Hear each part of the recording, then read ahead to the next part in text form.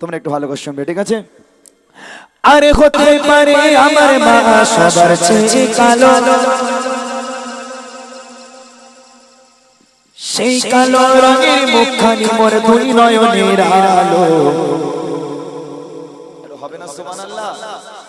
একবার জোরে বল না সুবহানাল্লাহ। যার যার মা কালো তারা হলো দুই নয়নের আলো।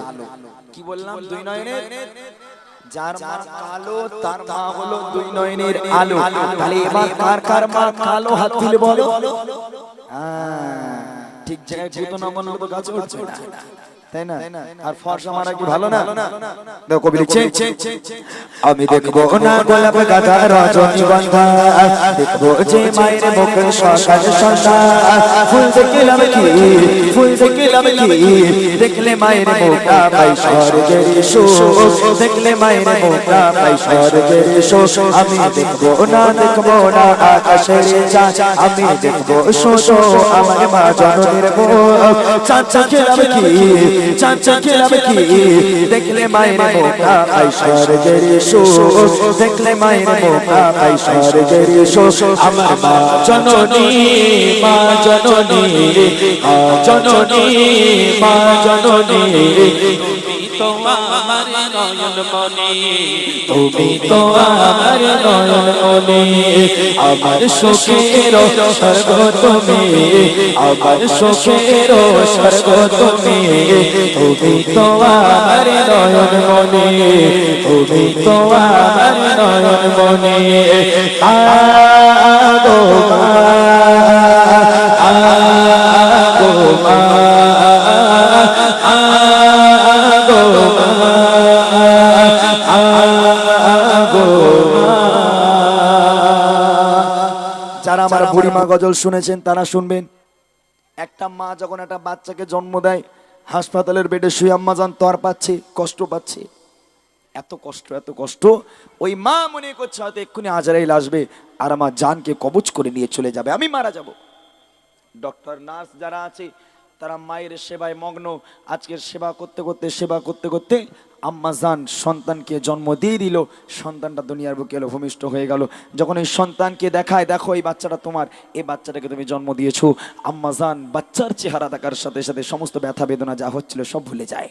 আর ওই যে আম্মা জান প্রথমবার বুকের মধ্যে জড়িয়ে নিল, মরণ পর্যন্ত সে মা বুক থেকে ওই সন্তানকে নামায় না। সে মা কালো হোক আর পরিষ্কার হোক। তাই কবি লিখছে, দেখেন, আরে মনে পড়ে সে ছেলেবেলায়, তুমি না খেয়ে খাবালে আমায়, তুমি না খেয়ে খাবালে আমায়। ওরে পড়ে সে ছেলেবেলায়, তুমি না খেয়ে খাবালে আমায়, তুমি না খেয়ে খাবালে আমায়। ছোট ছিলাম বলে তাই বুঝিনি, ছোট ছিলাম বলে তাই বুঝিনি, তুমি তো আমার সোনার খনি, তুমি তো আমার সোনার খনি। মা জননী, মা জননী, মা জননী, মা জননী, তুমি তো আমার নয়ন মনি, তুমি তো আমার নয়ন মনি।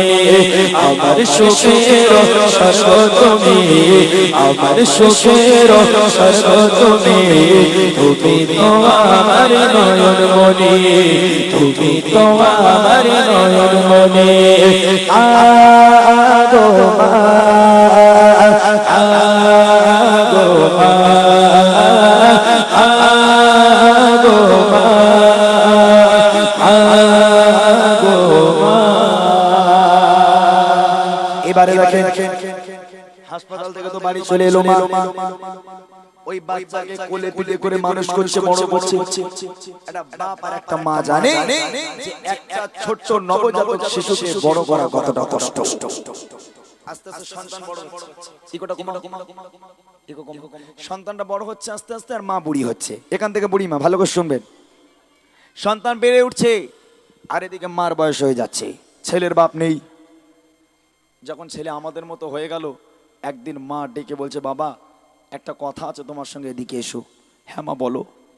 বলে, বাবা দেখো আমি লোকের বাড়ি কাজ করি, লোকের বাড়ি ঝাড়ু পোছা মেরে যা ইনকাম হতো তার থেকে তোমাকে খাইয়ে পড়িয়ে মানুষ করেছি, পড়ালেখা করিয়েছি। বাবা তুমি দেখছো তোমার মা বুড়ি হয়েছে, তোমার মায়ের বয়স হয়েছে, বাবা ঘরের কাজ আমি আর গোছাতে পারবো না, তুমি বড় হয়েছো, এবার বিয়ে করে বউ নিয়ে এসো, ঘরের কাজগুলো তাকে গুছাতে হবে।